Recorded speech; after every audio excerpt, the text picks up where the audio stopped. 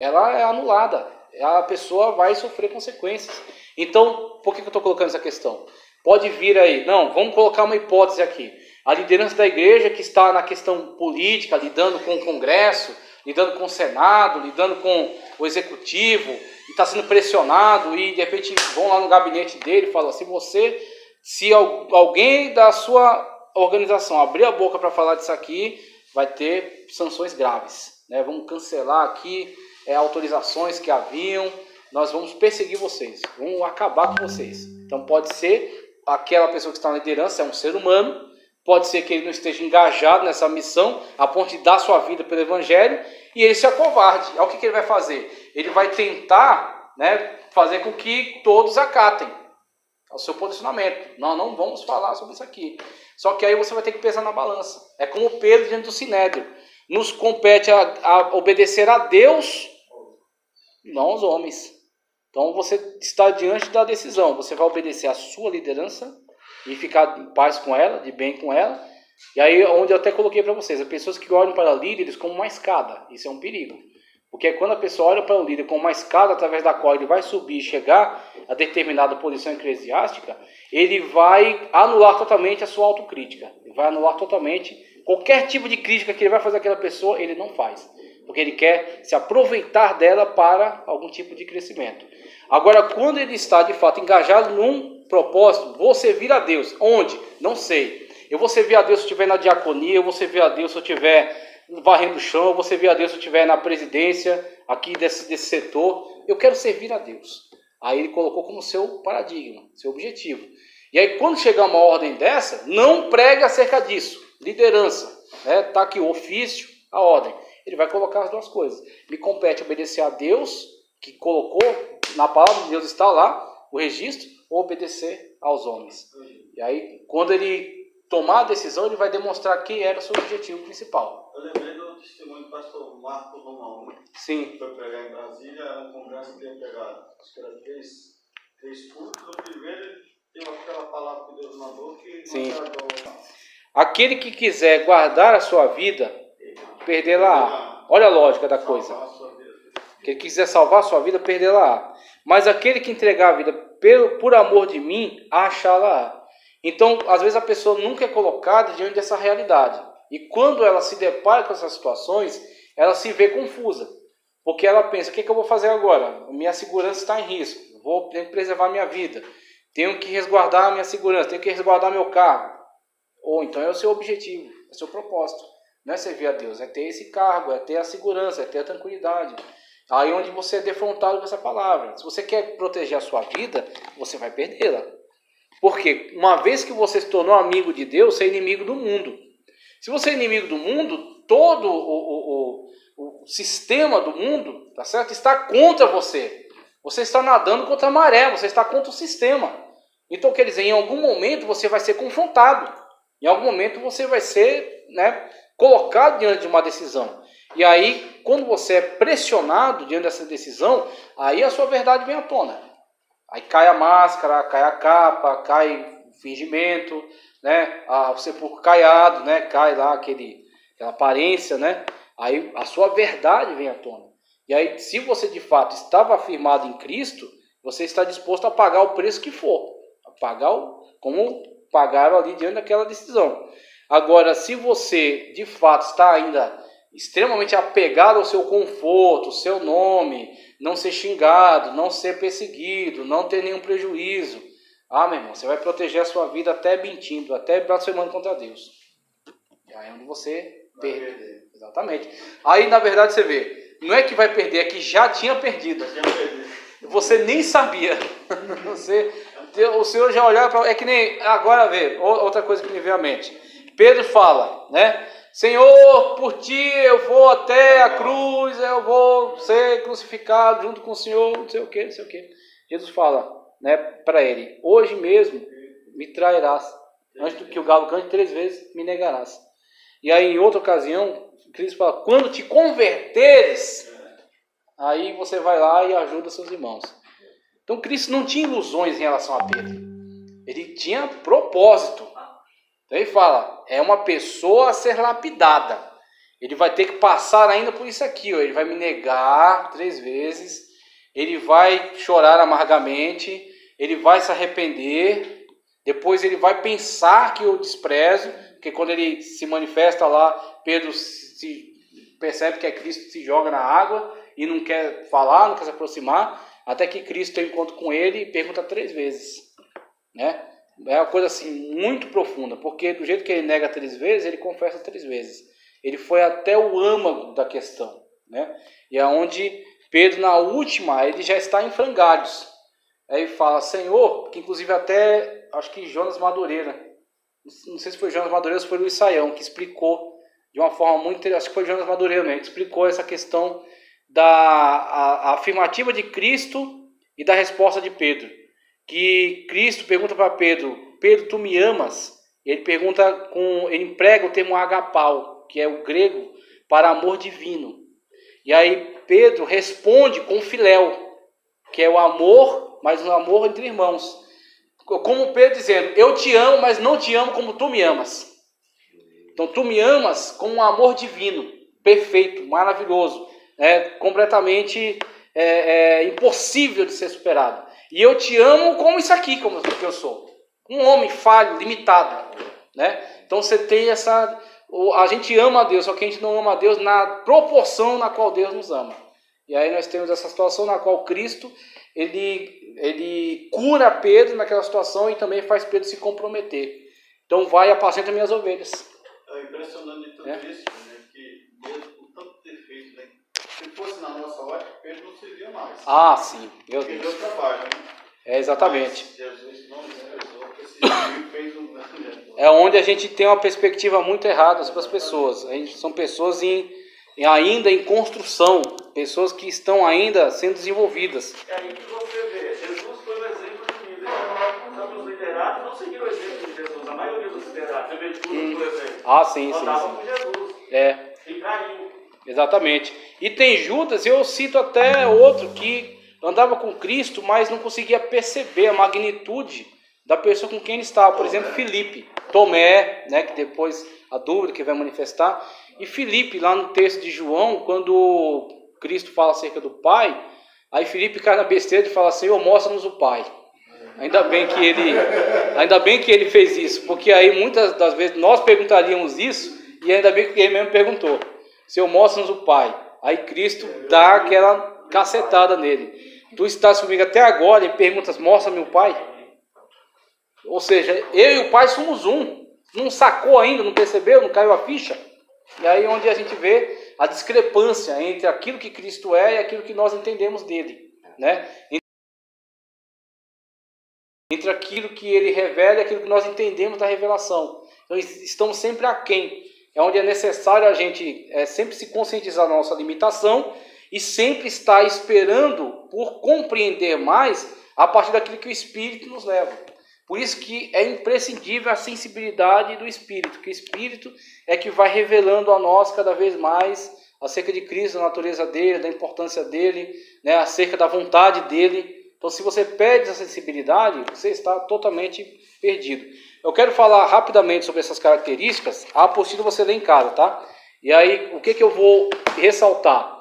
Aquilo que eu coloquei como referencial bíblico dessas características, tá certo? Então, você tem, para a coragem, eu cito Salmos 27:14. Espere no Senhor, seja forte, coragem, espere no Senhor. Ele vai citar aqui, fala de Churchill, que a pessoa que esteve à frente, né, do governo britânico durante a ameaça nazista. Ele vai citar várias coisas, acerca de Canaã, que Moisés, né, na batalha para a conquista de Canaã. Então, está rico de exemplos aqui. Mas o que tem de principal? É a questão de que a coragem, e aí onde eu cito também a virtude lá de Aristóteles, coragem para um líder. E aí eu abro novamente a questão de líder de uma forma ampla, tá certo? Coragem para aquele que tem uma ação proativa no reino de Deus, aquele que está trabalhando para a glória de Deus, aquele que vive para a glória de Deus, aquele que de fato está fazendo com que o nome de Deus seja glorificado na sua vida, em vários aspectos, trabalho, na igreja, na escola, onde ele estiver. Ele vai exercer coragem, mas que coragem é essa, pelo amor de Deus? Não é a coragem do Lampião porque entrava na cidade e matava um monte de gente, que na verdade foi um grande bandido, né?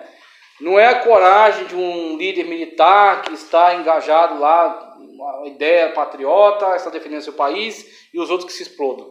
Não é a coragem de uma pessoa que vai até a outra e desce o pau nela, deixa ela desacordada. Não é esse tipo de coragem, não é coragem carnal, não é coragem animal. Não é esse tipo de coragem, de bravura humana, mas é a coragem no sentido, colocado por Davi, por exemplo. Davi, praticamente uma criança, né, bem dizer, diante de um guerreiro preparado, um guerreiro com experiência na batalha, paramentado para a guerra, com escudo, lança, espada, né, couraça, capacete, escudeiro, e todo aquele, né, aquele medo que ele causou, né, aquele mito que ele se tornou para os israelitas naquele momento. E Davi olha para aquela situação e diz, tu vens contra mim com espada, escudo, lança, né? E eu vou contra ti em nome do Senhor dos Exércitos. Então, o que Davi fez? Essa batalha não é minha, essa batalha é do Senhor dos Exércitos. Eu estou aqui como instrumento de Deus. O guerreiro é Deus, eu sou instrumento nas mãos de Deus.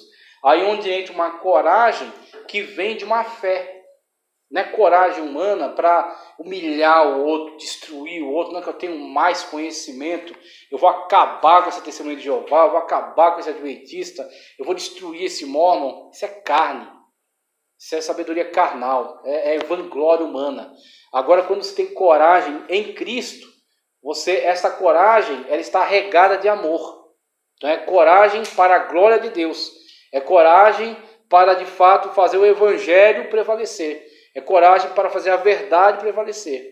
É onde você toma determinadas posições, não porque você, de uma forma inata, seja um homem valente, corajoso, preparado, capacitado. Às vezes não necessariamente. Naturalmente você não teria essa atitude. Naturalmente você não teria essa disposição.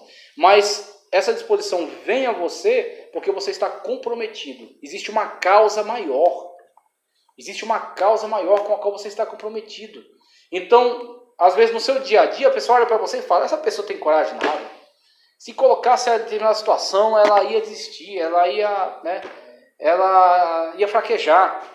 Agora, quando você de fato está envolvido com Cristo, você entregou sua vida para Cristo, né? Para mim o viver é Cristo e o morrer é ganho, como diz Paulo. E isso é verdade para você.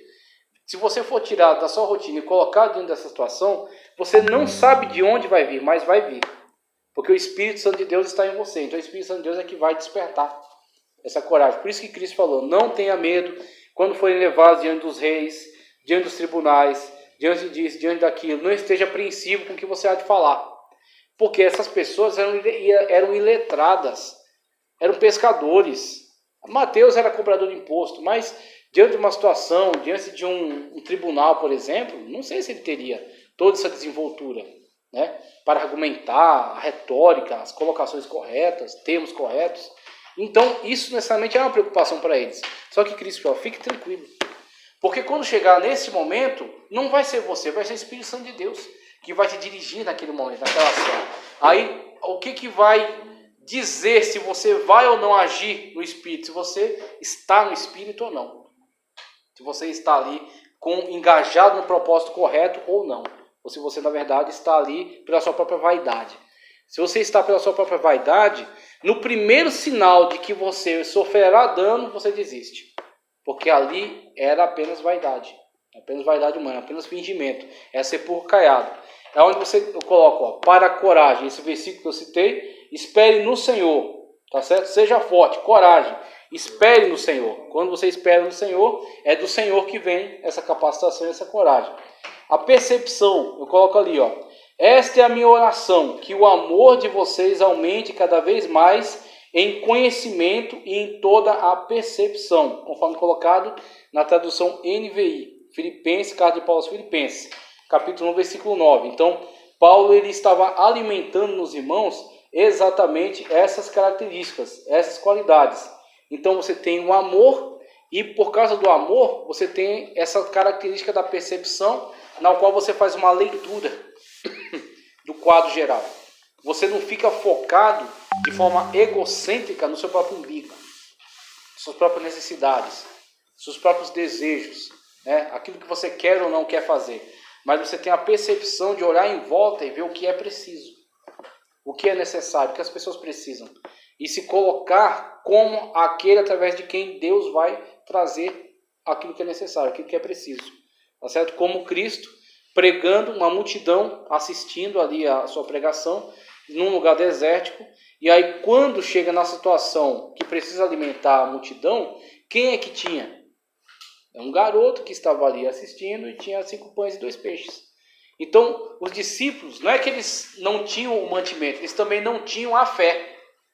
E o garoto ali, ele tinha aquele alimento e Cristo tinha o poder, a fé. Então, aquele alimento na mão de Cristo continuou 5 pães e 2 peixes, mas uma vez que ele orou e que ele entregou, ele consagrou a Deus, aquilo foi suficiente para alimentar a multidão, através do processo ali da multiplicação, um elemento sobrenatural, que foi colocado ali por Cristo naquele momento. Mas quem teve ali o elemento através do qual veio a multiplicação foi o menino, a pessoa. Então, às vezes, é através da menor pessoa, através dela que Deus traz o livramento, que Deus traz a abastança, a suficiência, né? Não através da capacidade humana, que a pessoa tem autocapacidade. Não, é que eu tenho muita grana, então eu banco, eu sustento. Não, não é por aí, meu irmão. Não é por aí. É através, sim, do posicionamento. Você está no lugar certo, na hora certa, né? Você está engajado naquilo que você está fazendo, então é você que Deus vai usar. E você é insuficiente, muito bem, Deus é totalmente suficiente. Você é fraco, Deus é todo poderoso. Você é limitado, Deus é onisciente. Então, é onde entra, você é instrumento e Deus é quem usa. Onde você vê quando você entende o casamento disso aí, você entende que a sua ação é poderosa em Cristo. Firmeza de caráter, eu cito Hebreus 10, 23. Apeguemo-nos com firmeza à esperança que professamos, pois aquele que prometeu é fiel. Por que ter firmeza de caráter? E a firmeza de caráter, às vezes, ela traz, muitas das vezes, alto preço a se pagar. Para você manter a sua palavra, né? Para você honrar seus compromissos. Às vezes você toma um prejuízo para você honrar compromissos, né? Para você não ser volúvel, não ser a pessoa que dança conforme a música, mas que permanece, mesmo com a mudança da sociedade, você permanece com os valores do reino de Deus. Firmeza de caráter. Porque você crê, e aí como o autor dos Hebreus coloca, você crê que Deus é garantidor da sua ação. Deus é o fiador. Deus é o lastro, né, que garante o seu posicionamento. Então, da forma como o autor de Hebreus colocou, olha, ele é fiel. Se ele é fiel, nós também podemos permanecer fiéis confiando nele. Não é do mundo que vem o nosso prêmio. Não é das pessoas, elas vão reconhecer que ele tem caráter, que ele é honesto. Às vezes não reconhece coisa nenhuma.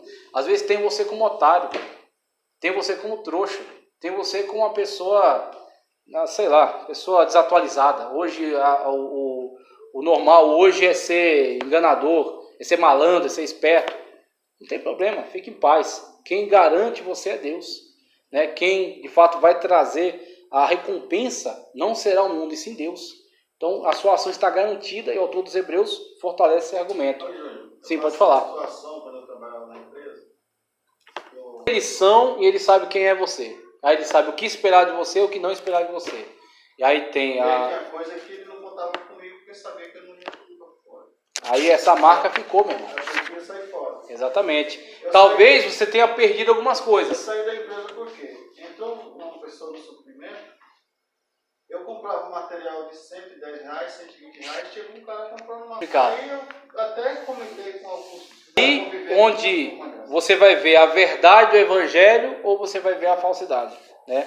Muitas das vezes... O patrão também era desse tipo, aí eu falei, não, bater em carro filho. Sim, tá certo. Eu vou encerrar a aula por aqui, vou encerrar a aula com esse exemplo, para a gente não... Já tomei parte do tempo de vocês.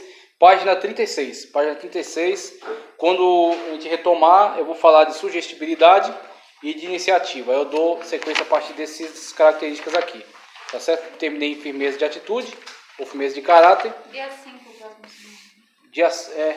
Isso aí. E aí a gente retoma na página 36, tá ok? Vamos encerrar a aula por aqui. E eu agradeço aí a paciência de vocês. 36 a gente dá a sequência aí.